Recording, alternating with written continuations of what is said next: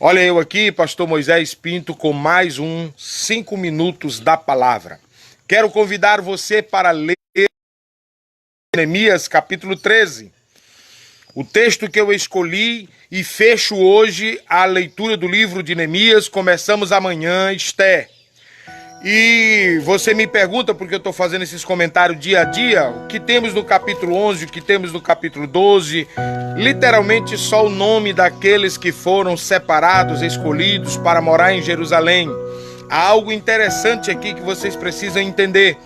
No capítulo de número 10, quando Deus falou a Neemias do repovoamento de Jerusalém, foi escolhido a cada 10 habitantes do povo de Israel, uma que se candidatou, voluntariamente se expôs para habitar em Jerusalém, uma cidade recém-construída, que não tinha muitas coisas, porque tudo foi acabado, e que eles deram o dízimo dos moradores das cidades circunvizinhas para habitar em Jerusalém.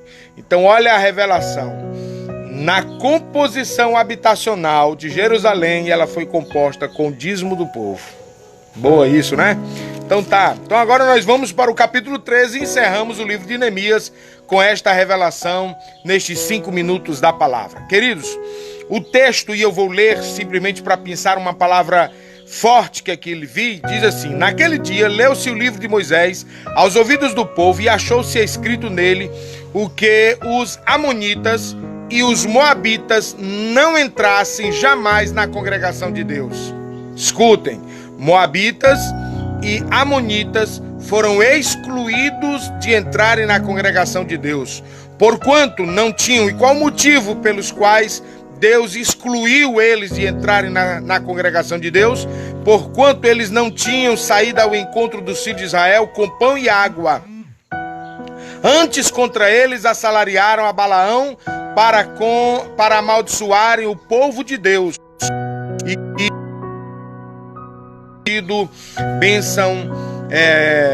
maldição em bênção. Se você quer um tema para esta palavra, nesta oportunidade, eu vou te dar o seguinte tema: elemento misto. Elemento misto. O que eu tenho para falar de elemento misto e da exclusividade de Deus com relação ao povo e da exclusão de Deus de um povo? Vamos lá.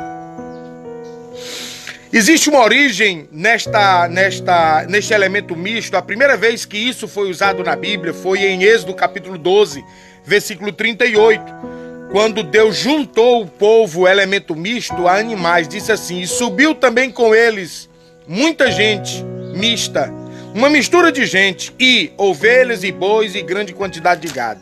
Quando Deus foi se revelar a mistura de pessoas no Velho Testamento, juntou eles a animais que não tinham o menor valor em contexto de pessoas para Deus. Não se escandalize agora com o que eu estou lhe falando, que você pode até arrupiar com isso agora, mas escute onde é que está a essência dos fatos. A Bíblia Sagrada mostra isso porque isto é uma origem de uma palavra hebraica lá de Êxodo 20, versículo 12, onde pela primeira vez foi usada essa expressão mistura de gente ou gente mista. E se tratava de quem, pastor? Se tratava da junção dos egípcios com os israelitas. Deus nunca foi a favor de que haja mistura. Quando você vai para 2 Coríntios, capítulo de número 6, versículo 14, o texto sagrado diz assim: não vos prendais a um jugo desigual com os infiéis, porque que sociedade tem a justiça com a injustiça? Que comunhão pode ter a luz com as trevas? Me lembro ainda do texto de Amós, capítulo 3, versículo 3, que diz: porventura andarão dois juntos se não houver acordo? Deus nunca foi a favor de pessoas que titubeiam, que têm dois pensamentos. A Bíblia diz que aqueles homens a qual não se tem firmeza é como esperar estar forte diante de um pé quebrado, de um tornozelo quebrado. Deus não vê com bons olhos pessoas que têm dois posicionamentos que não fervem e que não esquentam, que não cheiram, que não fede, que fica em cima do muro. Ou somos um só povo, ou temos uma só língua, ou não adianta se misturar. A Bíblia toda condena a mistura durante o Velho Testamento e o Novo. Deus não aceita que entre dois povos possa se haver excelência para a escolha de Deus. Precisamos falar a mesma língua, precisamos ter o mesmo espírito, precisamos viver o mesmo entendimento e viver a mesma santidade. A mistura de gente foi desprezada por Deus. E o que fez Deus desprezar os amonitas e os moabitas foram que no momento em que o Israel de Deus, os exércitos de Deus vinham da guerra, eles não tinham a presteza de oferecer pão e água. Como pessoas que podem ter um comportamento de cristão, de santo, de servo de Deus, se não tem os princípios e o coração de Deus? Então, quando eu não tenho o coração de Deus, as minhas ações não são como filho de Deus. Naquele momento, Deus desprezou essas duas linhagens, esses dois povos, porque eles não fizeram isso. E você pode até dizer, mas só por isso?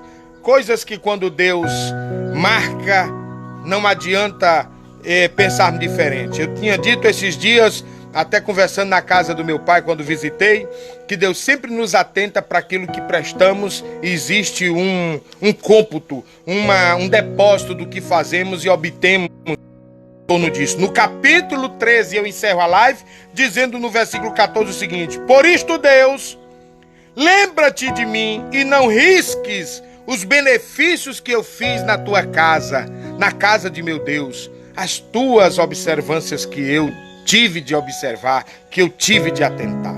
Deus não esquece do que você faz em benefício dele, mas Deus também não esquece aquilo que você premedita no coração e faz com maldade. Revista-se de uma linguagem, de uma só santidade, de uma só postura, pois Deus não aceita mistura. Em mais uns 5 minutos da palavra, que Deus te abençoe. Oro por você e pela sua casa. Papai do céu, obrigado por aqueles que me ouviram, obrigado por aqueles que me assistiram. Recompensa-o abundantemente, é o meu desejo, em nome de Cristo Jesus. Amém.